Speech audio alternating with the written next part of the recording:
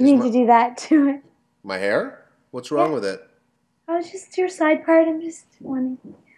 Okay, now it's better. No, really? No.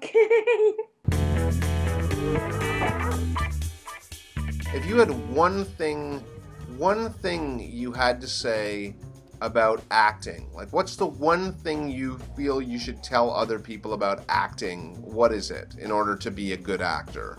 I think the answer is you need to like people. If you like people, then portraying people is easy because you automatically have that point of interest, you know? Oh, who is that person? What do they do? Why do they do that? I think just over the past 6 months, because I've been studying acting so much, that's what I've gained from it the most, that it's really just a study of other people. And I think the best actors are the ones that are able to leave themselves out of it.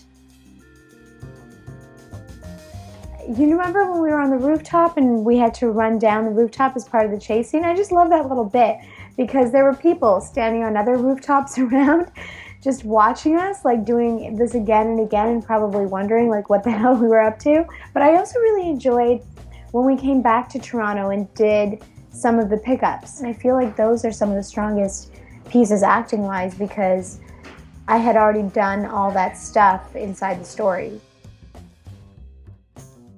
One of the hardest things is doing the scenes about my mother, because I have a mother and she's been present my whole life.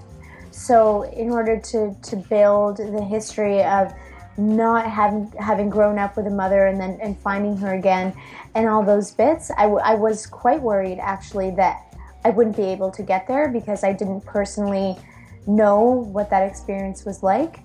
But then I think by just actually creating a story for Sandy and also creating a void in her life, like that's something as an actor that I can understand, you know, the void of somebody that or something that's supposed to be there that isn't, and that's kind of how I found my way in.